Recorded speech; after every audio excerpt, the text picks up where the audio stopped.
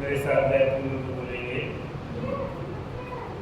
ओम भूर्भुवः स्वः तत्सवितुर्वरेण्यं भर्गो देवस्य धीमहि धियो यो न प्रचोदयात्। तूने हमें उत्पन्न किया, पालने करेगा तू।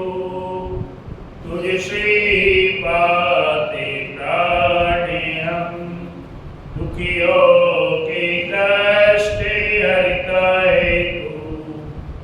तेरा मान तेज है, छाया हुआ सभी स्थान। सृष्टि की वस्तु वस्तु में तू हो रहा है विद्यमान।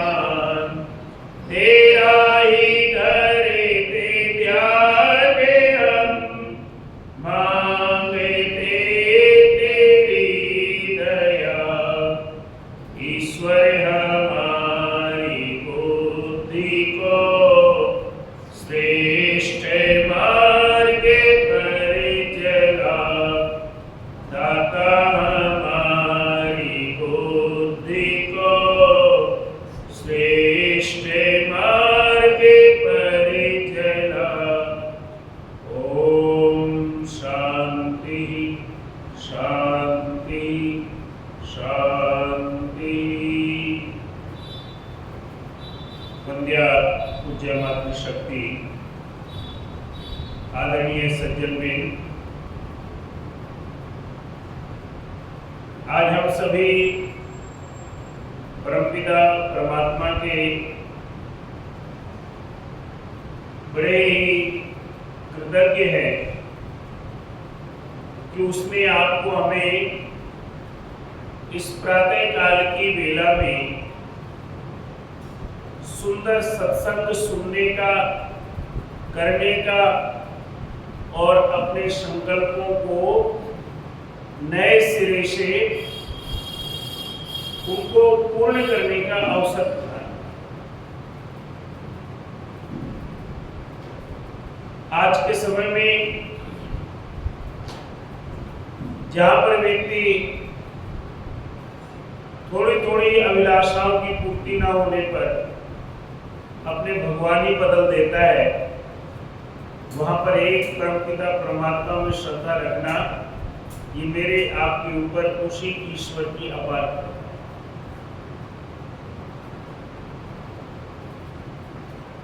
आप अगर देखेंगे तो जीवन में हर व्यक्ति अपनी उन्नति चाहता है। सीधे साधे शब्दों में कहें तो अपना विस्तार चाहता है। हर व्यक्ति चाहता है कि उसके धन का विस्तार हो, हर व्यक्ति चाहता है उसके संपर्कों का विस्तार हो, हर व्यक्ति चाहता है उसकी शक्ति बढ़े, उसका बल बढ़े, हर व्यक्ति चाहता है कि उसका ज्ञान बढ़े। लेकिन वास्तव में हम सब क्या करते हैं कि हम अपने अपने ज्ञान के द्वारा जिस भी चीज की प्राप्ति की इच्छा करते हैं उससे जुड़ जाते हैं। अगर हम चाहते हैं हमें धन चाहिए तो हम धन के मार्ग पे चलते हैं, हमें सफलता चाहिए तो हम सफलता के पथ पे चलते हैं।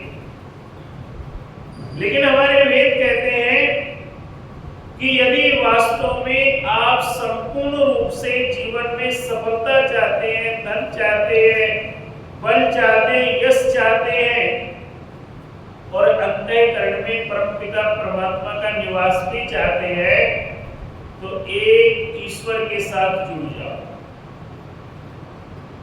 जब एक परमपिता परमात्मा के साथ आप और हम जुड़ जाएंगे तो निश्चित रूप से आप और हम दिव्य शक्तियों के स्वामी बन जाएंगे।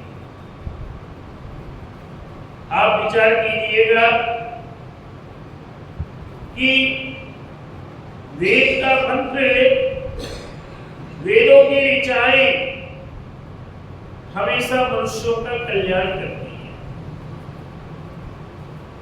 इसलिए अगर आप देखेंगे तो ऋषि दयानंद ने प्रत्येक आर्य के लिए एक नियम बनाया कि वेद सब सत्य विद्याओं का पुस्तक है। वेद का पढ़ना पढ़ाना और सुनना सुनाना सब आर्यों का परम धर्म है। एक होता है धर्म, एक होता है परम धर्म। और आप देखिएगा कि जब जब हम अपने विचारों से कटे, अपनी संस्कृति से भटके, अपनी जड़ों से दूर हुए, तभी हम जीवन में अनेक प्रकार की समस्याओं से ग्रसित होते चले गए। आज का वेद मंत्र बहुत सुंदर है। वो कहता है कि ईश्वर की उपासना क्यों। आप विचार कीजिएगा, कोई व्यक्ति कुछ भी नहीं पढ़ा हुआ है, लेकिन वो एक बात अपने आप के लिए, अपने बच्चों के लिए, अपने परिवार के लिए बोलता है कि बेटा थोड़ी देर हमें घर में प्रेयर करनी चाहिए, थोड़ी देर घर में हमें प्रार्थना करनी चाहिए। तो वेद मंत्र क्या कह रहा है? ये सामवेद का 257वां मंत्र है। ओम प्रैवैत्राय बृहते मर्तो ब्रह्मार्चते वृत्रमहंति वृत्रः सतक्रतु वज्रेण शतपर्वणः। वह इंद्राय, तुम सबके परम ऐश्वर्य को देने वाले उस प्रभु के लिए ब्रह्मवेद मंत्रों के द्वारा स्तुतियों को प्रत्यर्चित खूब ही करो। उस प्रभु का स्तवन प्रार्थना हमारा कल्याण करेगी। ध्यान देना, कई बार क्या होता है, जो आस्तिक व्यक्ति होता है और निश्चित रूप से जिसने अपने आप को ईश्वर को समर्पित किया है, वो जीवन की कितनी भी कठिन परिस्थितियां आ जाए, अपने हौसले और हिम्मत को नहीं छोड़ता। वेद मंत्र कह रहा है कि निश्चित रूप से जब आप परमपिता परमात्मा की स्तुति करते हैं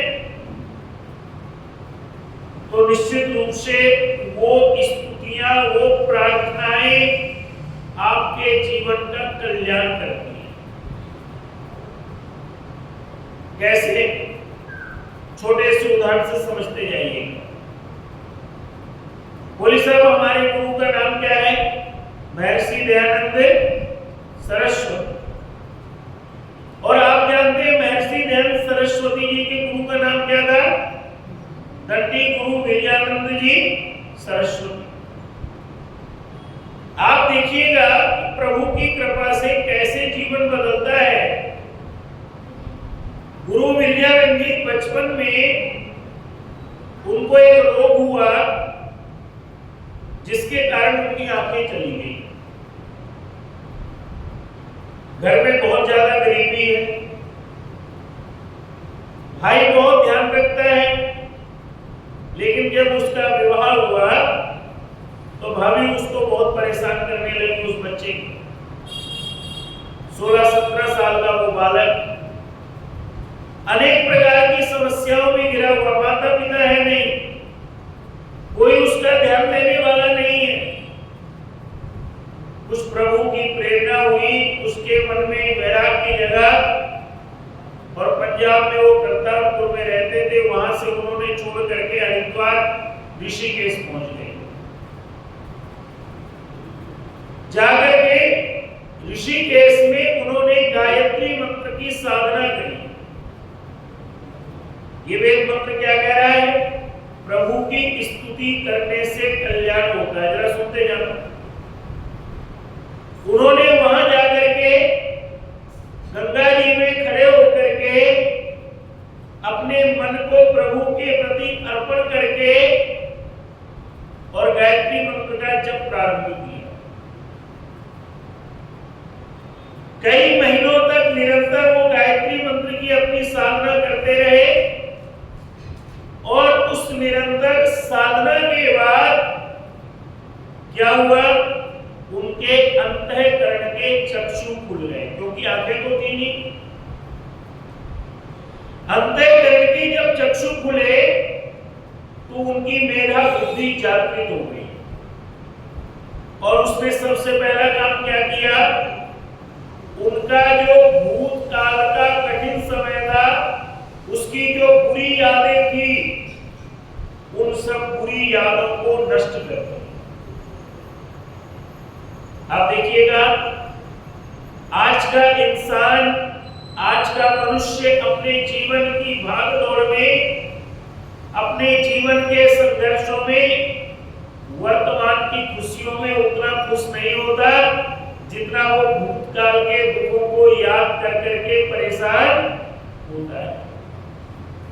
ईश्वर की स्तुति का पहला जो फल है, वो जीवन में जो भूतकाल की ऐसी घटनाएं हैं जिनके कारण मेरा आपका बार बार रोना आना, बार बार याद करना, बार बार परेशान होना, बार बार ऐसा लगना अब जीवन समाप्त है।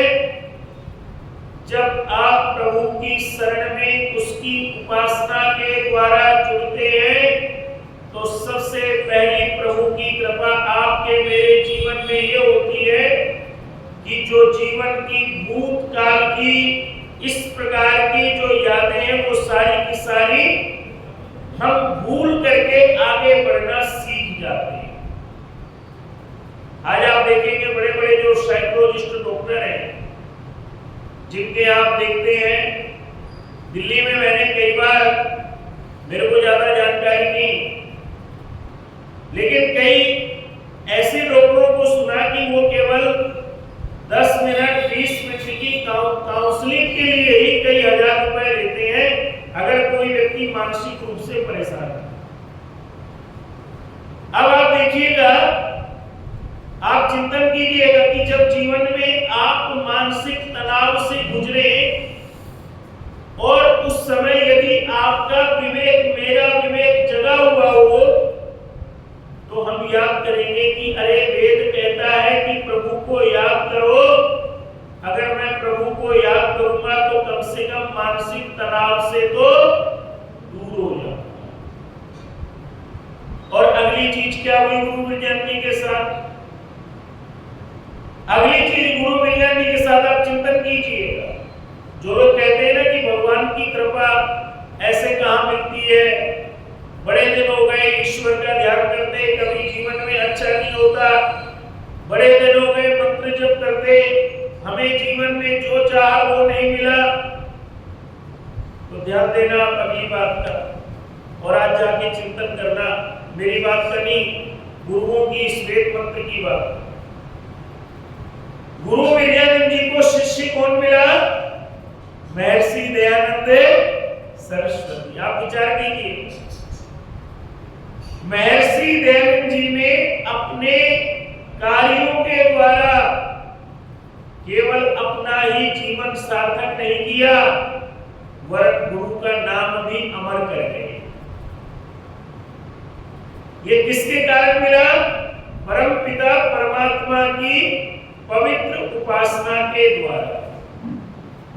उन्होंने चाहा थोड़ी था कि मेरा कोई नाम हो, मेरा कोई यश फैले, मेरा किसी प्रकार से अन्य चीज हो, लेकिन गुरु विजयानंद जी की एक इच्छा थी कि इस देश के अंदर कोई ऐसा मेरा शिष्य जरूर हो जो देश के अंदर फैले हुए पाखंड को, देश के अंदर फैले हुए अविद्या, अज्ञान, अंधकार को नष्ट करके देश को फिर वापस विश्व गुरु की पदवी की ओर ले चले। और आप देखिएगा, ये गुरु विजयानंद जी की साधना थी जिसके कारण उनको महर्षि दयानंद जैसा शिष्य मिला। अब आ जाइए दूसरी बात। आप और हम क्या है, जीवन के कुछ काल खंडों की परेशानियों दिनों से अपने आप को क्या महसूस करते हैं, जीवन में कुछ बचा नहीं। मान लीजिए 1 मिनट के लिए कोई आपको मुझे कोई रोग हो गया, कोई बहुत बड़ा नहीं, सामान्य कोई रोग हो गया। क्या हुआ, डॉक्टर के यहाँ गए, उसने 1 वीक की दवाई लिख दी, दवाई ले ली, आराम नहीं पड़ा। फिर गए, फिर आराम नहीं पड़ा। अब हमें शंका होने लगती है यार कोई मेजर प्रॉब्लम तो नहीं है। 2 हफ्ता हो गए, ये समस्या तो बढ़ती जा रही है। फिर हम क्या करते हैं, डर करके फिर डॉक्टर के पास जाते हैं। वो कहता है कि भाई साहब थोड़ा दवाई कम असर कर रही है, थोड़ा समय लगेगा, आप ठीक हो जाएंगे। अब ध्यान दीजिएगा, अगर मैं और आप धैर्यशाली हैं, मैंने आपने जीवन के उतार चढ़ाव को समझा है, तो हम आप क्या करेंगे, उस कष्ट के समय में भी कहेंगे प्रभु जी बस कृपा इतनी रखना कि मेरी बुद्धि अच्छी रखना, मुझे आप जरूर स्वस्थ करेंगे, बस मैं अपना कार्य करता रहूं, आप अपना कार्य करते रहना। ये तो है सकारात्मक। और नकारात्मक क्या है, जहां 3 सप्ताह हुए, 1 महीना हुआ, हमने डॉक्टर के यहाँ भी जाना बंद कर दिया। अरे बार बार जाते हैं, वही दवाइयां लिखता है, वही ट्रीटमेंट देता है, कोई फर्क तो है नहीं, चलो देखते हैं लेकर। ध्यान दीजिएगा, जीवन में जो भी प्रभु का उपासक है या नहीं है,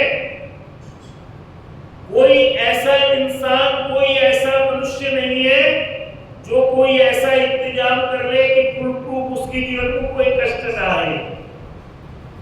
आज के मनुष्यत्व की दौड़ के आप देखिएगा, जितने वैज्ञानिक आविष्कार हैं, जितनी मनुष्य की दौड़ है, वो सिर्फ यही है कि जितने सुखों को बढ़ा सके उतने सुख बढ़ जाए, जितने दुखों को घटा सके उतने दुख घट जाए। अब देखिए क्या हुआ, सुख तो बढ़ गए लेकिन क्या दुख घटे? नहीं, सुख तो बढ़ गए लेकिन क्या दुख घटे? लेकिन आप जो पुराने लोग हैं वो कहेंगे जैसे सुख बढ़े दुख तो उससे कई गुना बढ़ गए। तो आप अगर इसकी तह में जाएंगे, आप इसकी अगर जड़ का जाकर के चिंतन करेंगे, तो आप पाएंगे कि वास्तव में हम सबके लिए जो मूल बात है वो ये है कि हमें वेदानुकूल आचरण करना है। हमें क्या करना है, जो वेदों में कहा गया है वैसे आचरण का प्रयास करना है। और जब वैसे आचरण का प्रयास करेंगे तो ये वेद मंत्र बार बार कह रहा है कि जो परमपिता परमात्मा की निरंतर स्तुति करता है, प्रार्थना करता है, वो उत्तर उत्तर कल्याण को प्राप्त होता है। और अगला उदाहरण आपको एक देना चाहूंगा ऋषि दयाल जी। आप बताइए, कुछ लोग तो घर छोड़ते हैं आजकल इसलिए कि वो जाकर के समाज में प्रतिष्ठित हो जाए, लेकिन ऋषि दयाल ने घर किस लिए छोड़ा? उनके अंदर का वैराग्य जग गया। किसी मोह से, किसी यश की कामना से, किसी तृष्णा से उन्होंने घर नहीं छोड़ा। उनका एकमात्र ध्येय था कि मुझे परमपिता परमात्मा की खोज करनी है, मुझे ईश्वर की खोज करनी है, मुझे ईश्वर से मिलना है, मुझे ईश्वर का साक्षात्कार करना है। और आप पढ़िएगा उनकी यात्रा, उस यात्रा में कदम कदम पर कष्ट आए, कदम कदम पर परेशानियां आई, लेकिन उनका विश्वास नहीं टूटा, उन्होंने धीरज नहीं छोड़ा। और एक समय आया कि उन्होंने अपने जीवन के उन लक्ष्यों को प्राप्त किया जिन लक्ष्यों को लेकर के वो घर से निकले थे। आप और हम जब कभी जीवन में उदास हो, जीवन में निराश हो, तो याद कर लेना गुरुवर देव दयानंद जी को, याद कर लेना इनके गुरु विरजानंद जी को। और उस समय जिन वेद मंत्रों का आप चिंतन कर रहे हैं, मनन कर रहे हैं, उच्चारण कर रहे हैं, ध्यान कर रहे हैं, उससे अपना ध्यान न हटाना, ये विश्वास मत तोड़ना कि वेद मंत्रों के जप करने से, उनकी प्रार्थना करने से जीवन में कुछ होता नहीं है। ये जरूर याद रखना कि वेद मंत्रों के पवित्र जप से, उनके चिंतन से, उनके अर्थ के मनन से, उस अर्थ के द्वारा स्वयं के आचरण से निश्चित रूप से जीवन मेरा सकारात्मक दिशा में चल पड़ेगा। वेद मंत्र अगली बात क्या कहता है? वेद मंत्र अगली बात कहता है कि प्रियते, उस प्रभु की अर्चना करो। किस लिए करो? वृद्धि के लिए करो। आप ध्यान देना, आजकल बाजार में वृद्धि का, उन्नति का क्या मतलब है? धन की उन्नति केवल। आप अगर धार्मिक रूप से लोगों से जुड़े हैं तो सबसे ज्यादा प्रश्न होते हैं कि पंडित जी मैं धनवान कैसे बनूं? और इसके आप सामाजिक मनोविज्ञान को समझिएगा, आपको दुकानों में धन की वृद्धि के यंत्र मिल जाएंगे, अनेक प्रकार के यंत्र मिलेंगे, किसको लगा लो, घर में बरकत हो जाएगी, घर में धन आ जाएगा, लक्ष्मी टिक जाएगी। लेकिन वेद आपको एक यंत्र देता है। क्या यंत्र देता है? वेद कहता है कि हमें ईश्वर की उपासना केवल धन की वृद्धि के लिए नहीं करनी चाहिए। अगली लाइन सुनिएगा, ईश्वर की उपासना इसलिए करनी चाहिए कि हमारे जीवन में सभी प्रकार की उन्नतियां हों। आप देख लीजिए, जब हम केवल प्रभु से धन मांगते हैं, वो तो दयालु है, आज नहीं कल, कल नहीं परसों, परसों नहीं अगले दिन, किसी न किसी दिन धन तो देता है। लेकिन ध्यान देना, हमने प्रभु से केवल धन मांगा, हमने प्रभु से बुद्धि नहीं मांगी, हमने प्रभु से विवेक नहीं मांगा। इसलिए वेद मंत्र कह रहा है वास्तव में यदि अपना विकास चाहते हो तो एक परमपिता परमात्मा के साथ उपासना से इसलिए जुड़ जाओ कि आपका विस्तार हो जाए। और आप एक पंक्ति हिंदी की जानते हैं ना, एक साधे सब सधे, एक साधे सब सधे। एक कौन? परमपिता परमात्मा। और आप देख लीजिए, अगर मैंने आपने एक ईश्वर को साध लिया, एक ईश्वर के साथ अटूट रिश्ता मान लिया, तो दुनिया के रिश्तेदार छोड़ के चले जाएं आपको, लेकिन आप कभी जीवन में परेशान नहीं होंगे। जब आप एक ईश्वर से मित्रता कर लेते हैं, हो सकता है आपके व्यक्तिगत जीवन में, भौतिक जीवन में, सामाजिक जीवन में, संसार में अनेक सारे मित्र हो, लेकिन याद करना, जब आपके जीवन में कोई उथल-पुथल का दौर आएगा तो दुनिया के सारे मित्र आपको मुझे छोड़ सकते हैं, लेकिन मेरा आपका जो सच्चा मित्र परमपिता परमात्मा है, वो मेरा आपका साथ नहीं छोड़ सकता। और क्या चीज है कि जरा समझिए।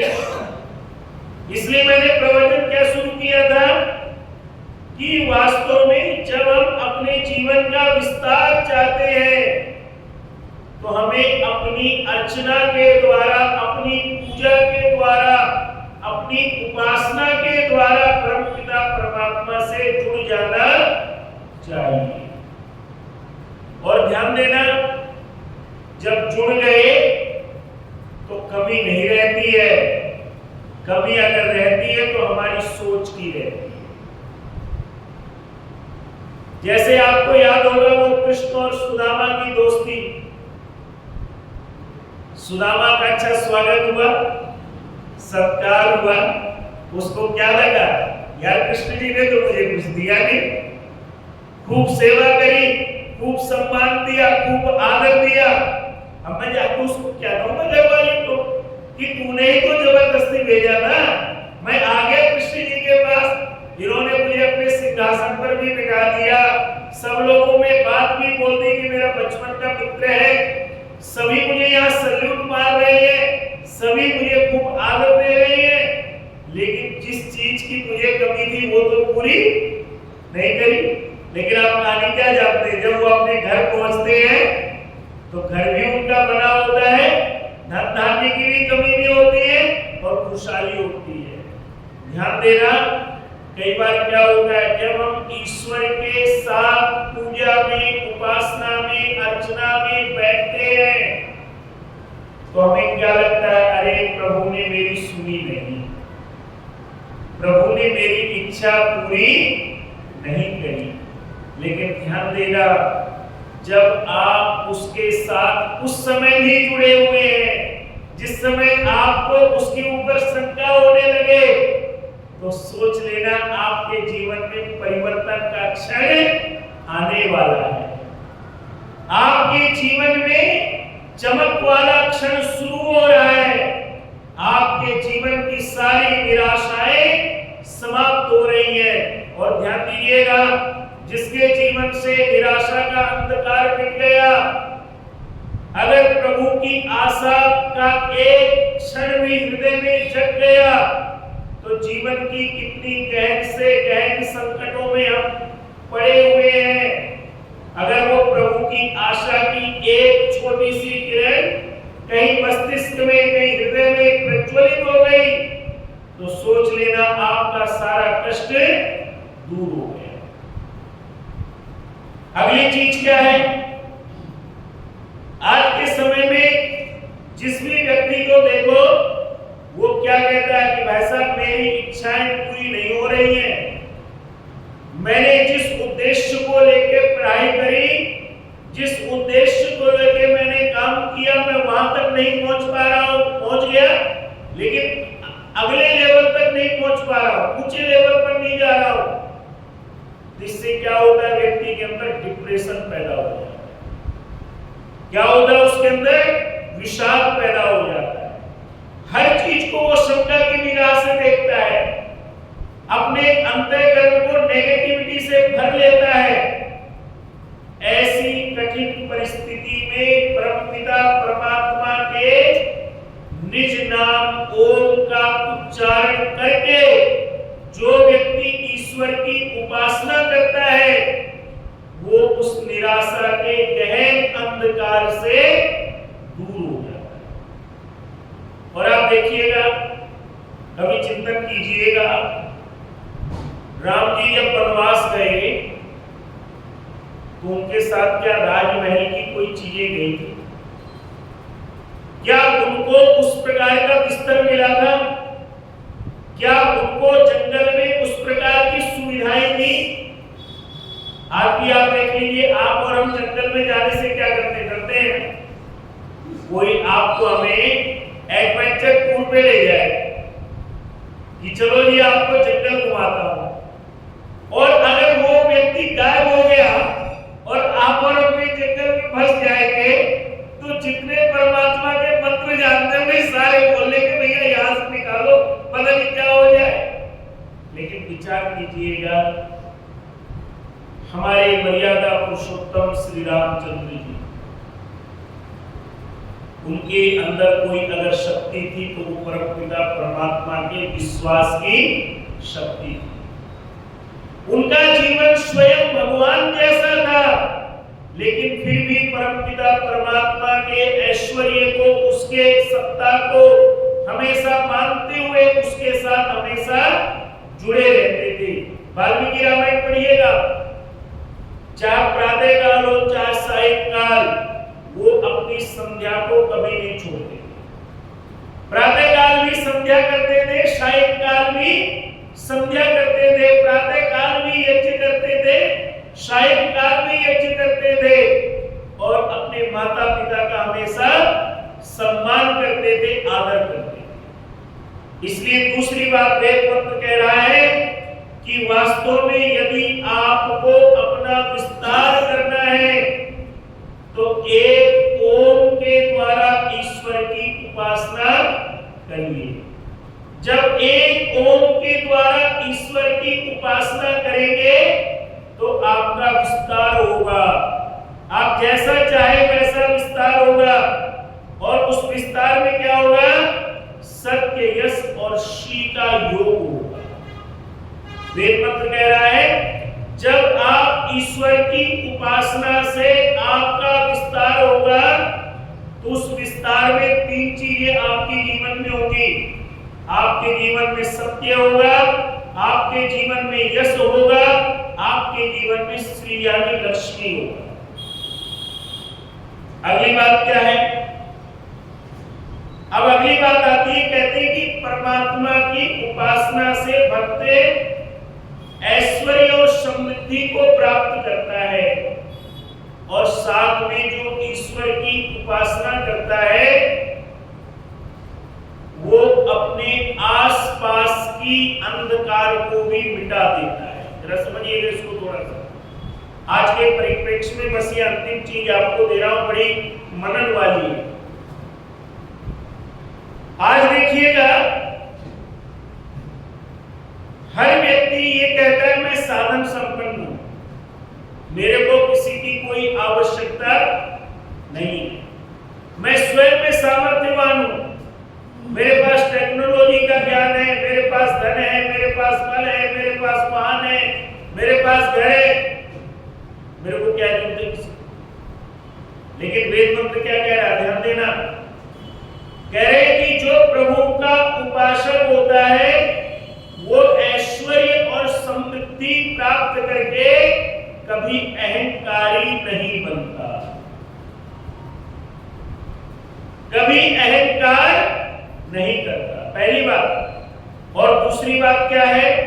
इसमें शब्द आया पितृमहंती, वो अपने अंदर जो ज्ञान है उसको लपेटने वाले जो अज्ञान है उन अज्ञान के पर्दों को अपने ज्ञान के द्वारा नष्ट कर देता है। कैसे? थोड़ा समझिएगा, दो तीन छोटे छोटे उदाहरण समझाना चाहूंगा। मान लीजिए आप ईश्वर भक्त हैं, आपको व्यापार में घाटा लग गया, आप क्या करेंगे? ईश्वर को ध्यान तो करेंगे लेकिन अब थोड़ा परेशान रहेंगे कि अगर मैं ईश्वर का सच्चा उपासक होता तो परमात्मा मुझे ये दिन क्यों दिखाते, और अगर ईश्वर है जिसकी मैं उपासना करता हूं तो उसने मुझे ये कष्ट क्यों दिया। दूसरी बात आप समझिएगा, कई बार क्या होता है कि इस आपाधापी के युग में इस संसार में हम जिनसे प्यार करते हैं, जिनको हम बहुत चाहते हैं, वो हमसे अचानक बिछुड़ जाते हैं। क्योंकि ये बात तो हम जानते हैं जो आया है वो जाएगा और जो गया है वो आएगा। लेकिन चूंकि उस समय हम अपने विवेक को खो चुके होते हैं, इसलिए हम बार बार रोते हैं, परेशान होते हैं कि जो मेरा चला गया अब ये तो आएगा कि मेरा जीवन भी व्यर्थ है।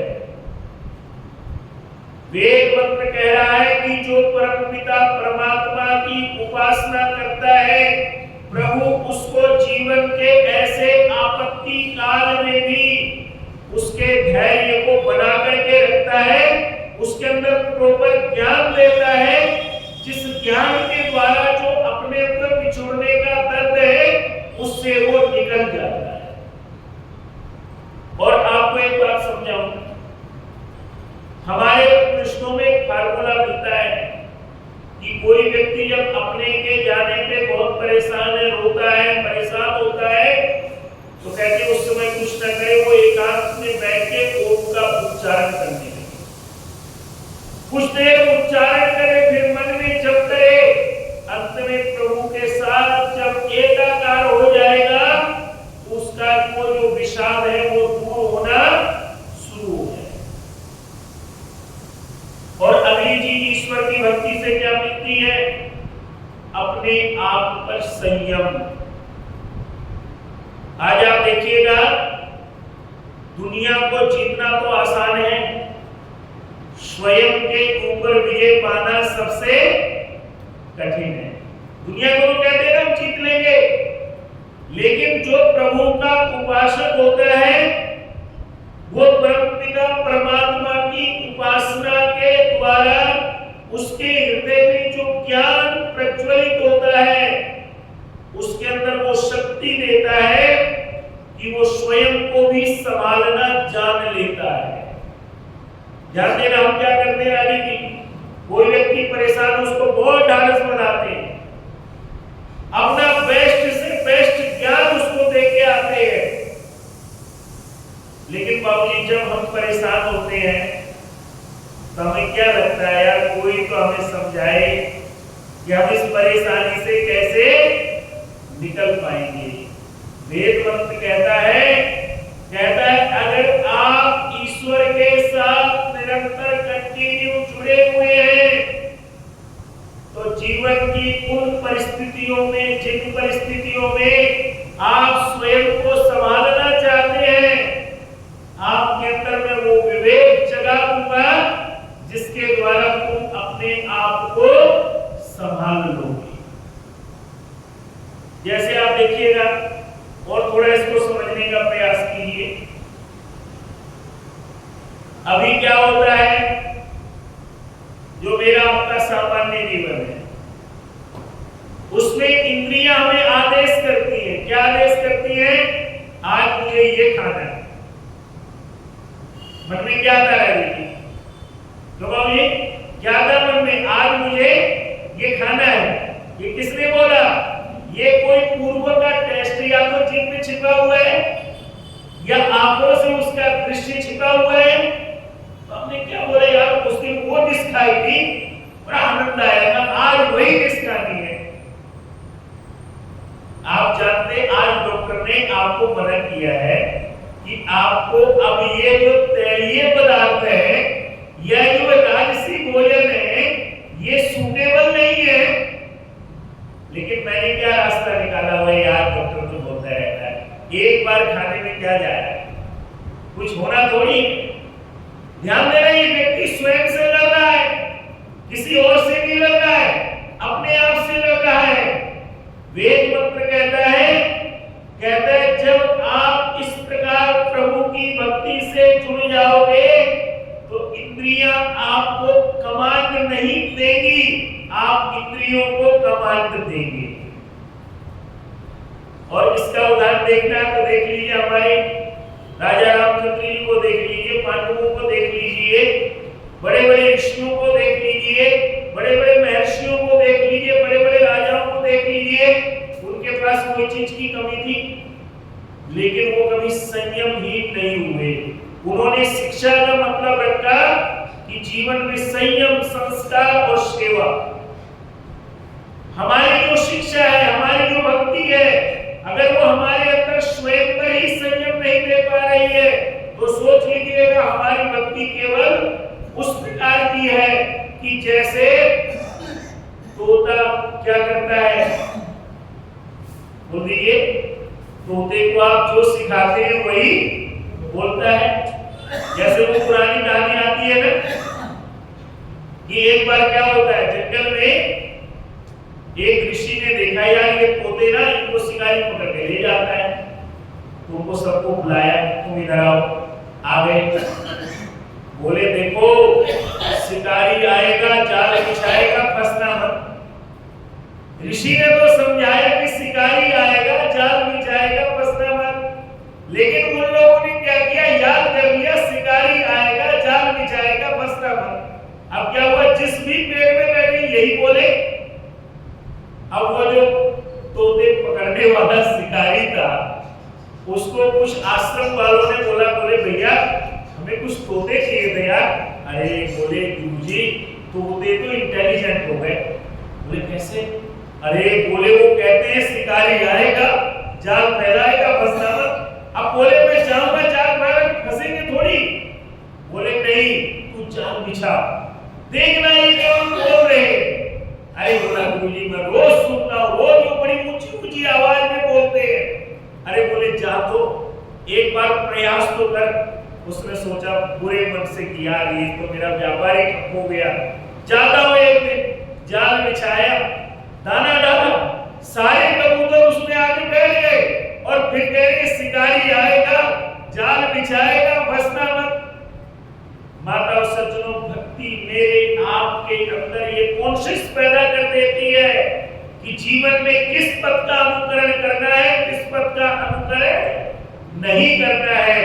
तो सोच लीजिएगा आपका मेरा भक्ति का मार्ग वेद मंत्रों का जप करना सार्थक है। अगर जीवन में आप और हम ये निर्णय नहीं कर पाते हैं कि मेरे को पता है ये मेरा मार्ग गलत है, लेकिन मैं सिर्फ इसलिए कर रहा हूं क्योंकि ये मेरी आदत हो गई है, ये मेरी इच्छा है, तो सोच लेना आपके जीवन में ईश्वर की उपासना की कृपा अभी प्राप्त नहीं हुई है। वेद मंत्र का यह तीसरा पाठ कहता है कि जो ईश्वर की उपासना करता है, समर्पण भाव से करता है, श्रद्धा भाव से करता है और ईश्वर की प्रेरणा पर चलता भी है, वो निश्चित रूप से अपने जीवन में अपना स्वामी बन जाता है, अपने अंदर की नकारात्मक चीजों को मिटा देता है, अपने अंदर की सकारात्मक आदतों को जन्म दे देता है। और ध्यान दीजिएगा, जब मेरे आपके जीवन में नकारात्मकता मिट गई, सकारात्मकता प्रज्वलित हो गई, तो जीवन में संपूर्ण प्रकार की सफलताएं मुझे मिलने में, आपको मिलने में देर नहीं होगी। आज के लिए बस इतना ही, समय की मर्यादा है। आइए मिलकर के प्रयास करें कि इस वेद मंत्र के भावों को अपने जीवन में आचरण में ला करके अपने जीवन को सर्वविध उन्नतियों से परिपूर्ण करें। बहुत बहुत धन्यवाद। ओम शांति।